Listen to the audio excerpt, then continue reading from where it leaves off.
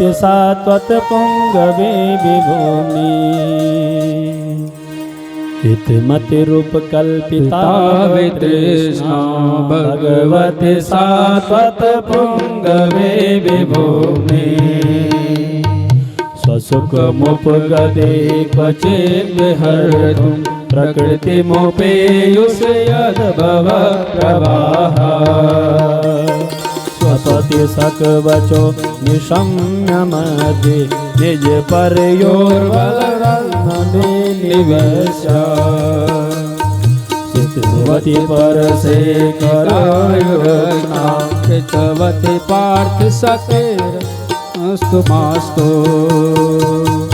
इति मति रूप कल्पिता तृष्णा भगवति सात्वत पुंगवे विभूमि त्रिभुवन कमलं तमालवर्णं रविकर गौरवराम्बरं दधाने वपुरलोककुलाभिताननाब्ज विजय सकेरतिरस्तु मे नवधा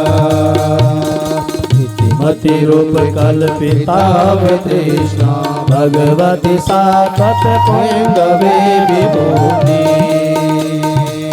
11 श्लोकों में ऐसी स्तुति करी कि भगवान भी प्रसन्न हो गए। आहा विष्णु जी। इति हम क्या कहते हैं, इति बाद में लगाते हैं। कोई भी अनुष्ठान या पूजा पाठ होता है, इति मतलब अंतिम जो है विष्णु पितामह जी ने पहले ही लगा दिया, पहले ही इति मति। इस मति को मैं आपके चरणों में अर्पण कर रहा हूँ। पहले ही श्लोक में कोई पूजा पाठ अनुष्ठान कोई पाठ होता है हमारा, जैसे विष्णु सहस्त्र नाम है तो हम विष्णु सहस्त्र नाम का तत्सत श्री विष्णु दिव्य सहस्त्र नाम स्तोत्र पाठम भगवान श्री नारायण अर्पणम अस्तु ओम नमः इति लास्ट में। लेकिन विष्णु पितामह जी ने पहले ही इति मति रूप कल्पिता तृष्णा भगवति सात्वत पुंगवे विभूमि स्वसुखमुपगते क्वचिद् विहर्तुं प्रकृतिमुपेयुष यद्भव प्रभाः। प्रभो इस मति के लिए तो आपके जैसा पति चाहिए। मैं अपनी मति को आपके चरणों में लगा रहा हूँ। और उसके बाद जो है अनेक प्रकार की वार्तालाप हुई, अनेक प्रकार की बातें चली। फिर महाभारत के अंदर गए। पूरे महाभारत में प्रभु कथा लंबी हो जाएगी क्योंकि समय 5 बजे तक का है और कथाएं बहुत सागर है। हम महाभारत में ही घुस गए तो फिर उसके बाद कथा का कोई पार नहीं। एक के बाद रास्ते ऐसे खुलते हैं, एक कथा अगर शुरू कर दी उसके अनेक रास्ते खुलते हैं। यहाँ से वहाँ जाल बिछ जाता है फिर कथाओं का।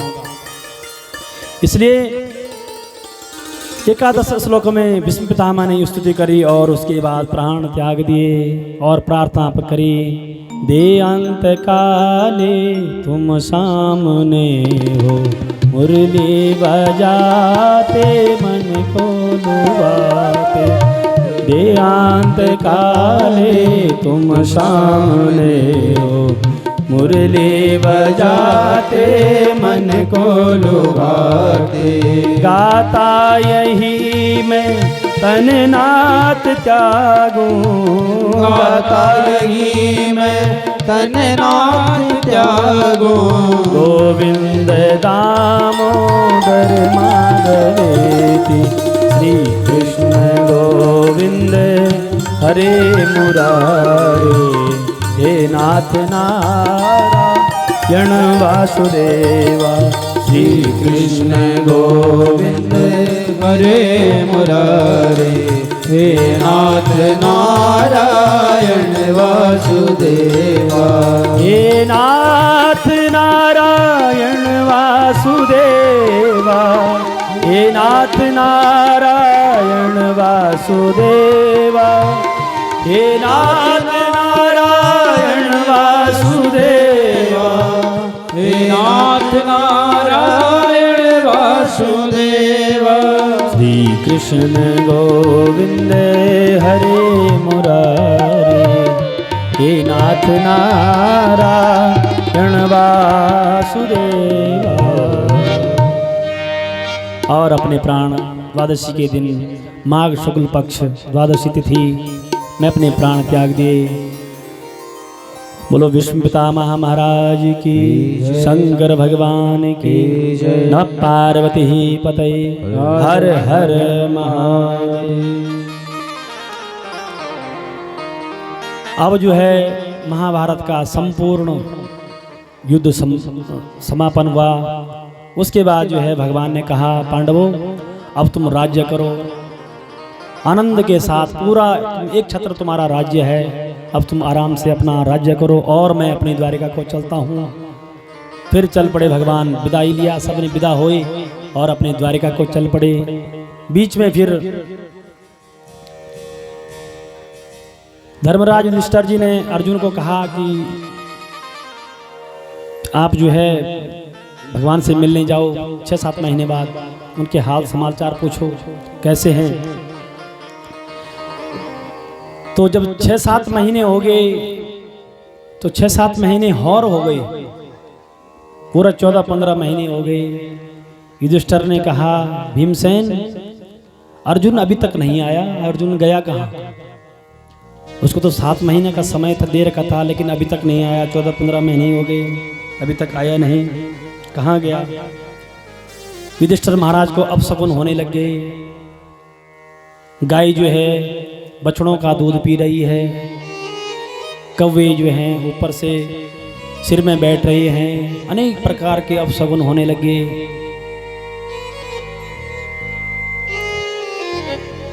भीष्म युधिष्ठिर जी ने कहा कि भीमसेन मुझे बहुत अपशकुन हो रहे हैं, कुछ द्वारिका में या अर्जुन के साथ कोई बुरा नहीं हुआ हो, मुझे ऐसा लग रहा है कि अर्जुन कहीं युद्ध न किया हो किसी के साथ, या कुछ ऐसे अपशकुन न हो, बहुत परेशान हैं। उसी समय अर्जुन महाराज आए और आते ही रोने लगे कि महाराज वंचितो हम महाराजन हरिणा बंधुरूपिणा ये न पहतम तेजो देव विस्मापनम दतः। महाराज हम अनाथ हो गए हैं। भगवान श्री कृष्ण अपनी संवर्ण लीला संपूर्ण करके और अपने परम धाम को चले गए।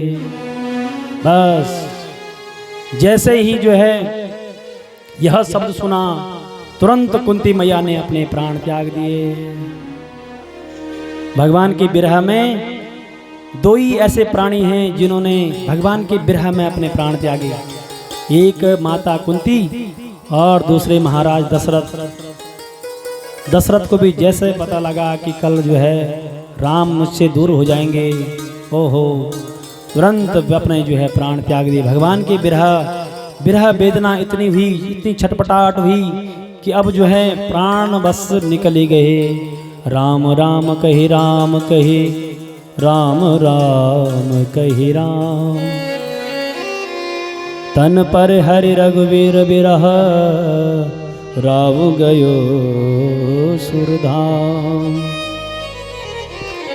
रघुवीर का विरह लेकर और राजा जो है सुरधाम देवताओं के धाम को चले गए। ऐसे ही कुंती माता ने तुरंत प्राण त्याग दिए और समस्त जो है अब पांडव जो हैं उन्होंने कहा कि अब हमें इस धरती पर क्या करना है, हम भी चलते हैं अब अपना जो, और इधर बद्रीनाथ की तरफ चल पड़े। बद्रीनाथ से जाते जाते देवताओं के अनेक प्रकार के मंदिर बनवाए और मंदिर बनाते बनाते बद्रीनाथ से ऊपर स्वर्गारोहणी होते वसुधारा होते हुए स्वर्गारोहणी में चल पड़े। बोलो बद्रीनारायण भगवान की। आइए भगवान बद्री विशाल का एक भजन सुनाएं आपको।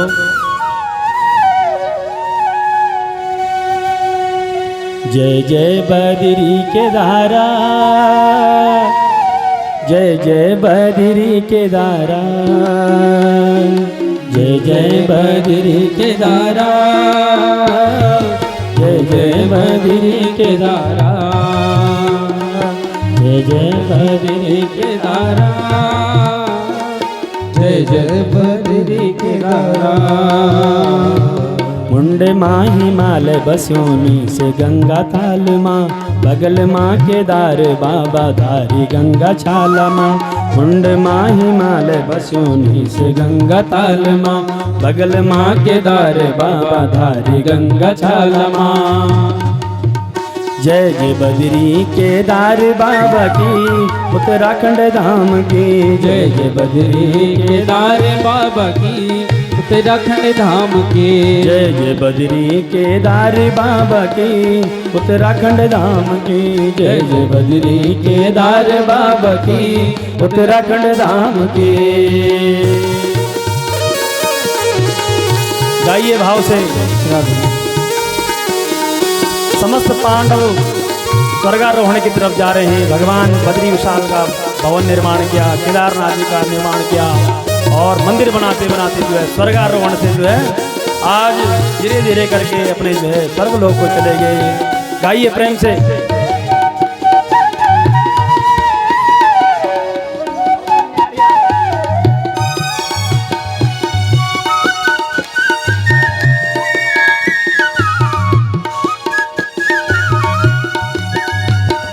धर्म मूर्ति माता पिता उद्धव जी सखा छन, उद्धव जी सखा छन, उद्धव जी सखा छन।